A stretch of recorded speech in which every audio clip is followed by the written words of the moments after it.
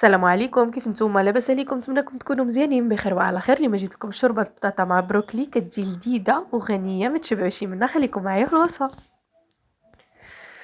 طنجره على العافيه. عندي معلقه كبيره الزبده، 3 معالق كبارين الزيت. تقدروا تستعملوا زيت مائده اولا زيت زيتون، انا استعملت زيت مائده. غادي نخلي ديك الطرد الزبده حتى كيذوب. غنزيد عليه حب بصله مقطعه اولا محكوكه اولا مشلضه كيف ما كانت، لان كلشي غنطحنوه في الاخر.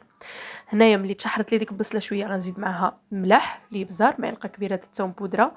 غنزيد عليهم هنايا عندي بطاطا مسلوقه نص سلقه، 3 بطاطات، والبروكلي حتى هو مسلوق نص سلقه. وغنزيد عليهم 1 معلقه كبيره د الطحين.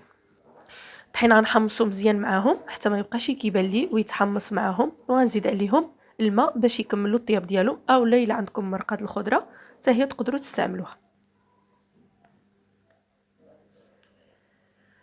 ملي كيغلي لي الخليط ديالي اولا السوبه ديالي صافي، ديك الساعه كنعمل عليهم شي حاجه الكرافس وكنخليهم يكملوا الطياب ديالو وكنطحن. تقدروا تستعملوا الكرافس، تقدروا تستغناو عليهم.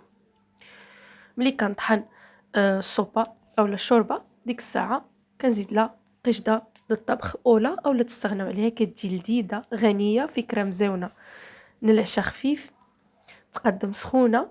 يا سلام، ما تشبعوش منها. نتمنى يعجبكم الفيديو ونتلاقاكم في فيديو جديد. مع السلامه.